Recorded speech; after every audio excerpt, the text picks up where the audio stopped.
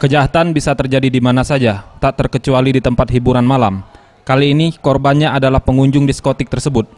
Korban diancam dengan menggunakan sajam dan senpi dan terpaksa menyerahkan cincin emas seberat 5 gram. Di hadapan petugas Polresta Palembang, korban Niko menuturkan bermula saat dirinya bersama temannya mengunjungi tempat hiburan malam yang berada di kawasan Sukarami. Tanpa sebab ia diajak oleh seorang pria yang menyuruhnya masuk ke dalam toilet diskotik tersebut. Kemudian pria tersebut langsung menodongkan pisau dan senpi ke arah Niko dan memaksa korban menyerahkan kalung dan handphone miliknya. Namun korban menolak dan hanya melepaskan cincin emas kesayangan yang dipakainya. Akibatnya ia harus kehilangan cincin emas seberat 5 gram seharga Rp3.375.000. Awalnya dia manggil, Pak. Terus? Manggil kamar mandi. Kamar mandi kan ada pintu lagi di dalam. Iya. Nah, dia ajak masuk dalam sana.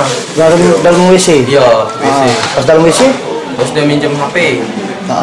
Kan HP aku tidak bisa dibuka. Iya. Tidak bisa dibuka. Nah, dia nak minta kalung. Minta kalung, terus? Aku kasih kan. Dia suruh masuk lagi, tutupnya pintu. Terus metu ke sajam. Sajam ya? Nah, sajam tuh dia nak metu ke sekut lagi, Pak, sebelah kan di tas. Apa tuh? Pecah senpi, Pak, itu. Oh, senpi ya? Nah, terus minta cincin dia. Cincin apa tuh? Emas. Yang di ya? Iya. Berapa banyak tuh? 5 gram. 5 gram. Tim Liputan Sriwijaya TV.